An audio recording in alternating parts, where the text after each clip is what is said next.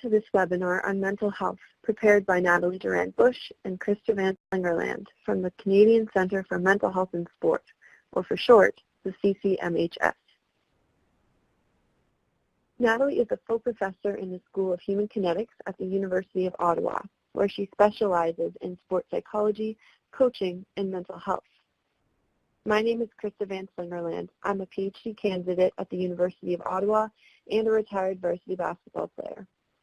And we are the co-founders of the Canadian Centre for Mental Health in Sport, a not-for-profit organization supporting the mental health and performance of competitive and high-performance athletes and coaches.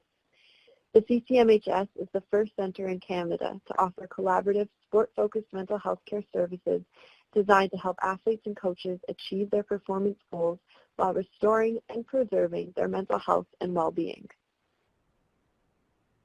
Let's start with a few quotes that speak volumes to the experience of mental health issues in competitive sport.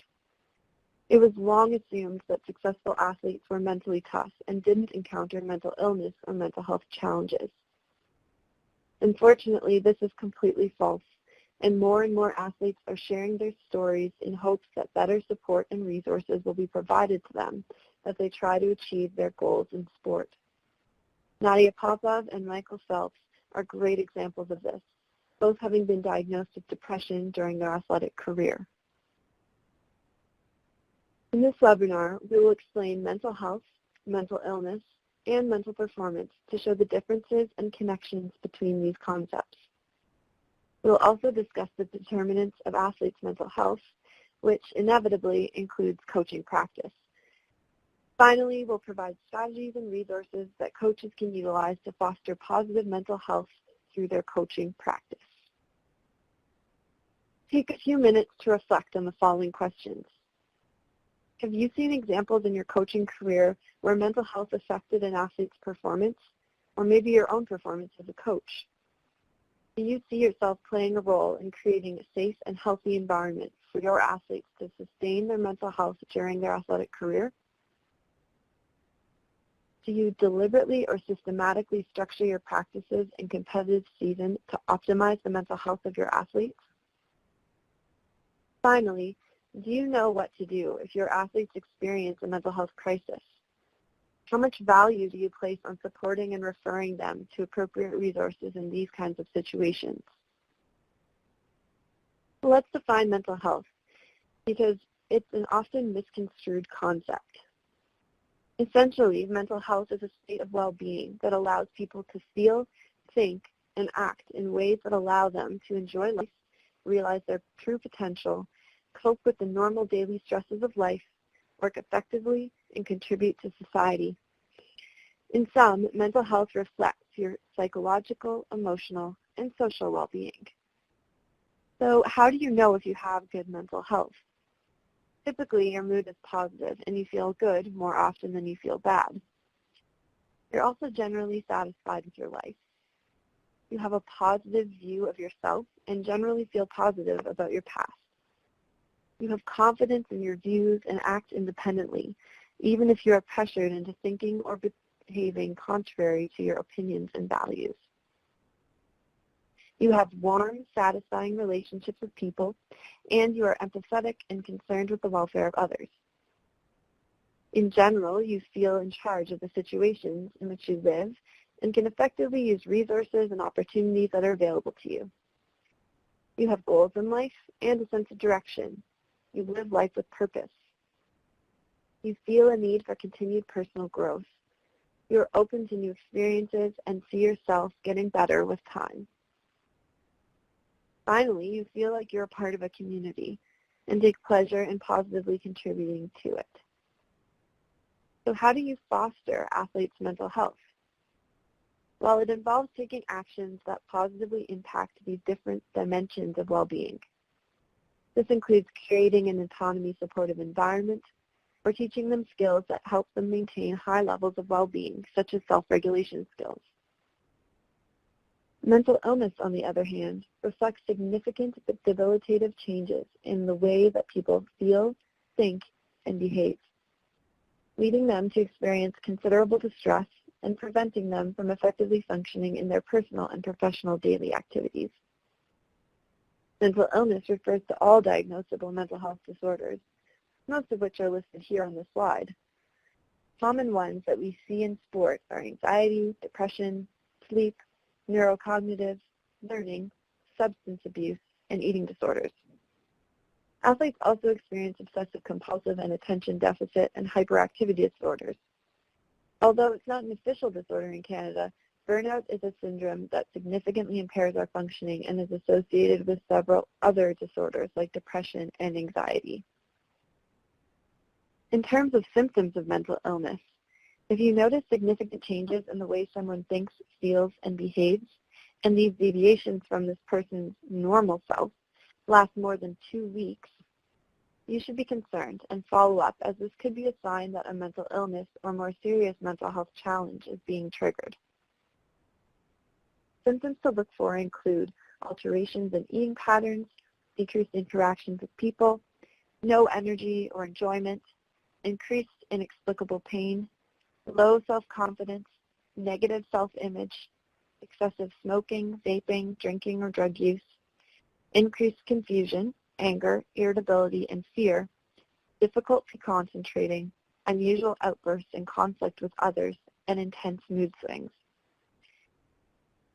Also, if someone says that he or she is hearing voices or has memories and ruminating thoughts that are disturbing, and if someone is harming oneself or feels like harming others, this is something you should investigate further. Many of us experience symptoms of mental illness, such as anxiety, at levels that are not clinically significant. Symptoms of mental illness become clinical when they consistently interfere with our ability to function, and we are no longer able to perform normal daily tasks that we used to be able to do, like daily chores. Let's look at the relationship between mental health and mental illness. For a long time, society thought of mental health and mental illness as being at opposite ends of a spectrum. You were either mentally healthy or you had mental illness. However, as our understanding has evolved, we know that this is not true. Mental health and mental illness are related, but they're distinct constructs. And what this means is that somebody with a mental illness can still achieve positive mental health.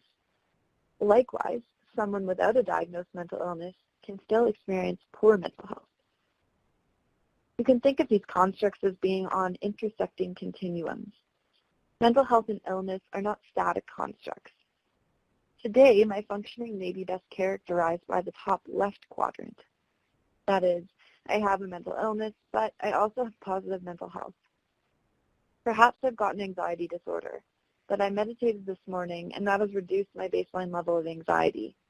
And so I can go to class or work out without being bothered by anxious feelings. As my symptoms of mental health and illness change, I move across the continuums. Now on to the concept of mental performance, which is fundamental to all tasks we execute in sport and other life domains.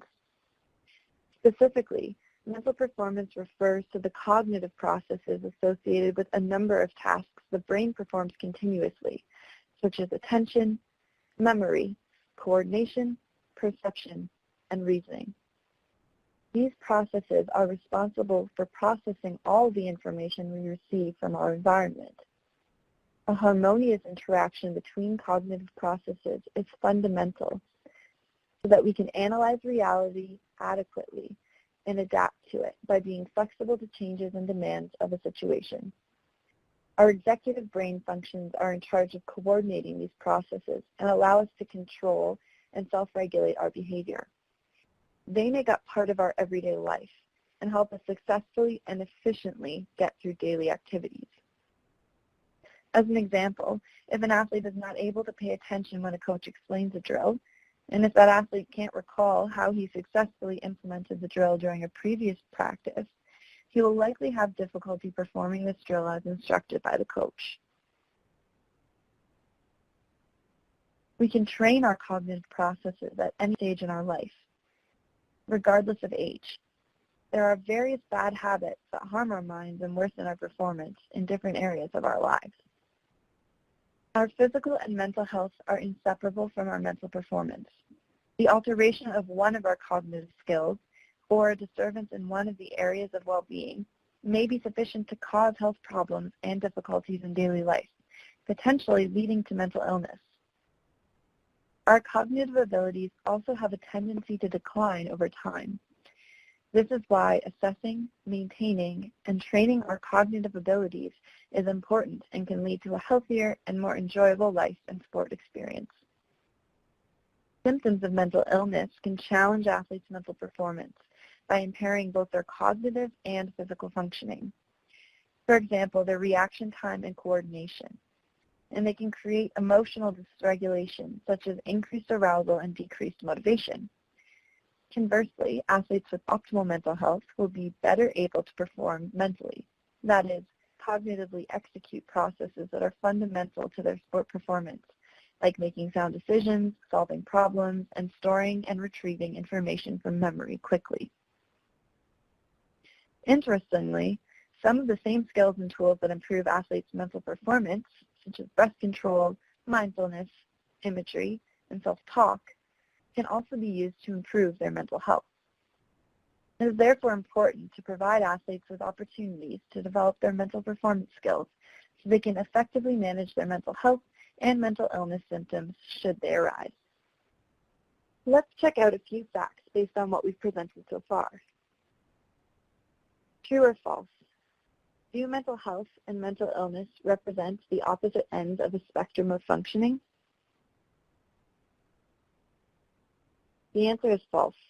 They exist on two separate continuums, which means that we can experience symptoms of mental health and mental illness at different levels at any point in time. Next fact check. When athletes or coaches have a mental illness, they automatically experience lower levels of well-being. This one is also false. Athletes and coaches can have high levels of well-being and optimally function and perform even if they have a mental illness, provided they have adequate support and resources. Third fact check. Protecting athletes' mental health is a responsibility shared by coaches, sport organizations, and athletes themselves. This is true. Everyone has a duty to nurture athletes' mental health, including coaches and athletes themselves, who should engage in regular self-care and effective self-regulating practices to sustain optimal well-being and performance. So what inputs create our mental health? Well, biological, psychological, and environmental factors all contribute to our mental health and the development of mental illness.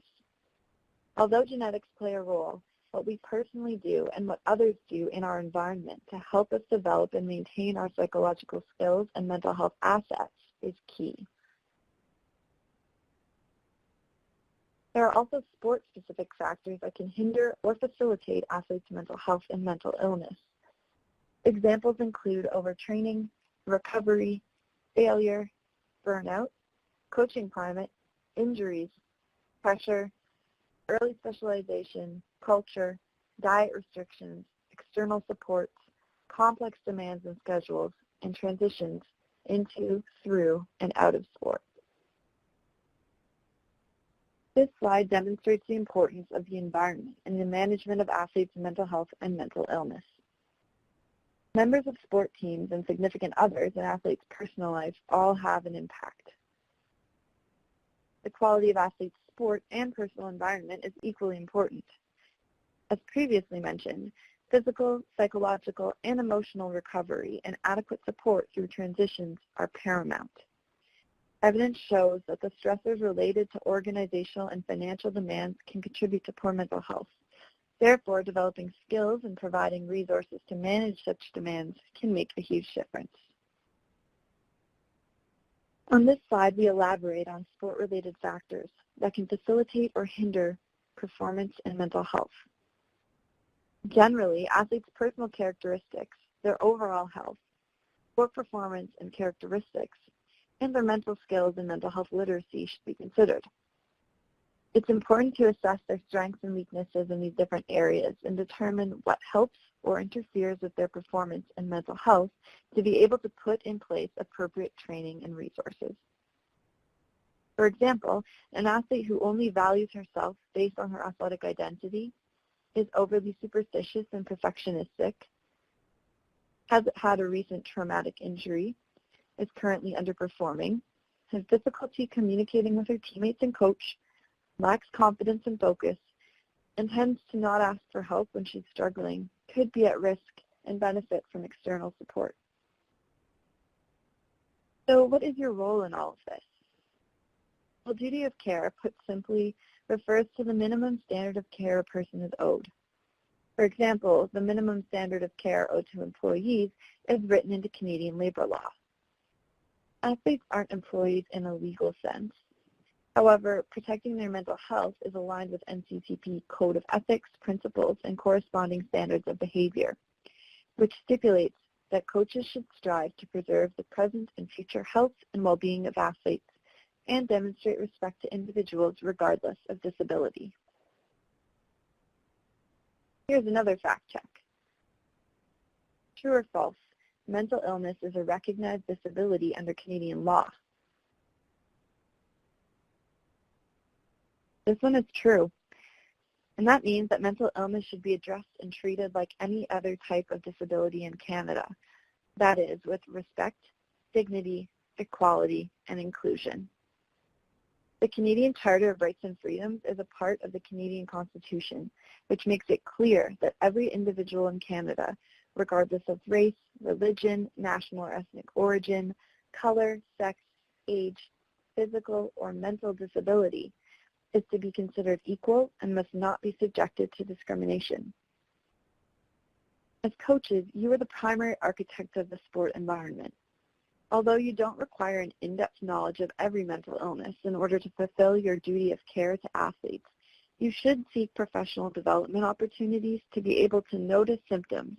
For instance, if an athlete's behavior, appearance, or interactions with others extensively changes over a period of a few weeks. And also to know how to access mental health resources and services in your community, and how to make a proper referral. There are several other things you can do within your own coaching practice to help athletes prevent or recover from mental health challenges. For example, you can ensure they're not overtraining to the point of burnout, and you can create an environment that promotes autonomy and mastery and balances challenge with adequate support. So how will you know if you're being successful? Ask. Create a dialogue with your athletes by seeking their input and feedback. Fostering a positive and reciprocal coach-athlete relationship will not erode your authority, but rather it will build trust and respect, making you part of your athlete's support network, and thus an external mental health asset to them. You can also help athletes build internal mental health assets by providing them opportunities to develop their psychological or self-regulation skills. Consider this analogy.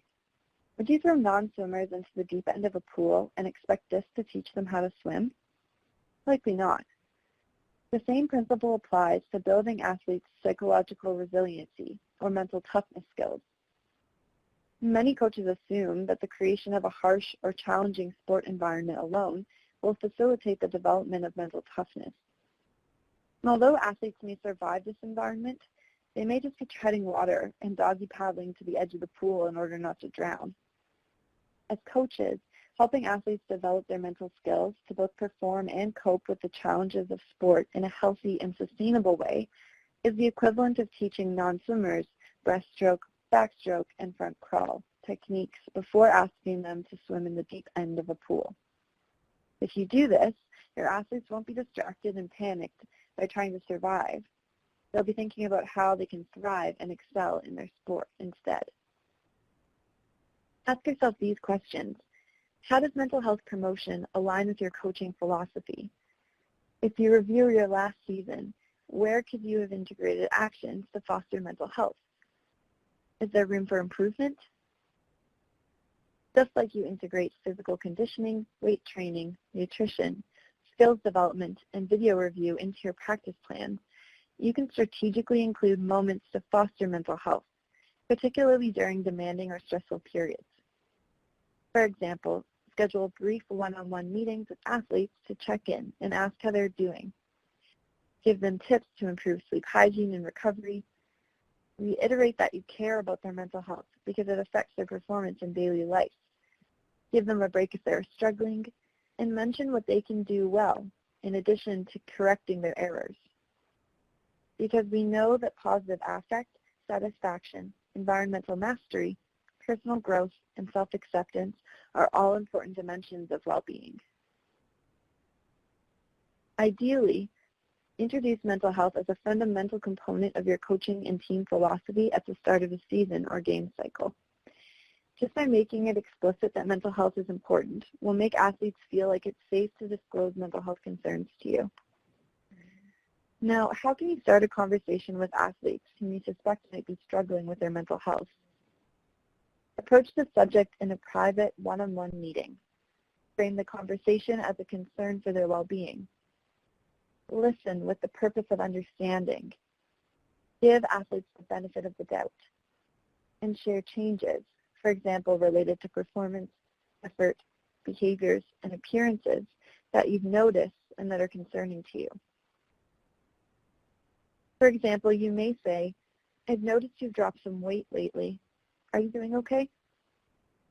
You may worry about offending the athlete with this question, but think of it this way.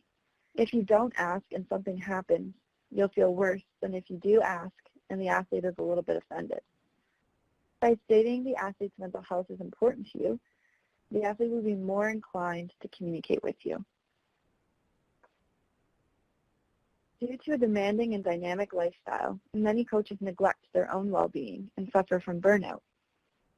If helping your athletes maintain positive mental health is important to you, then engaging in self-care is a necessity. This is similar to the instruction you receive when flying, to put your own oxygen mask on before assisting somebody else. Likewise, coaches who are mentally healthy tend to create more positive sport environments for their athletes. Take some time to reflect on what you do for regular self-care.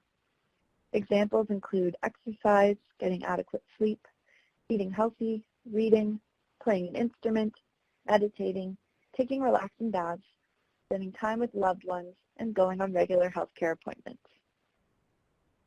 Here is a challenge for you. Schedule self-care time this week. Block it off in your calendar and follow through with it. Notice how it impacts your coaching and your interactions with your athletes and staff. Here are resources and ways you can further your learning about mental health and mental illness. In terms of community resources, we invite you to browse the CCMHS, Game Plan, and Mental Health Commission of Canada websites. The information provided, including how to refer athletes in crisis, is very beneficial. We also recommend that you sign up for mental health first aid and safe talk training if you haven't done so already. Lastly, Expand the Reach specifically offers mental health workshops for coaches that are facilitated by individuals with sport knowledge and competencies, such as myself. Coaches have found these workshops extremely valuable to increase their mental health literacy. In terms of final takeaways for this webinar, it's important to remember that mental health, mental illness, and mental performance are related but distinct constructs. It's possible to be diagnosed with a mental illness and to simultaneously preserve one's mental health and mental performance with adequate support. Mental health and mental illness are determined by several general and sport-specific factors, including a coach's philosophy and practice. The minimum care coaches owe to their athletes is to engage in professional development opportunities that allow them to recognize the stress and refer athletes to appropriate resources. Coaches can use strategies on a daily basis to optimize the mental health of their athletes. Effective and trustworthy communication and relationships and personal self-care are key. Here are a few references that support the content of this webinar. We invite you to consult the CCMHS's recent position statement, which will be featured in the Clinical Journal of Sport Medicine, as well as a list of resources on the CCMHS website included under the heading Our Strategy.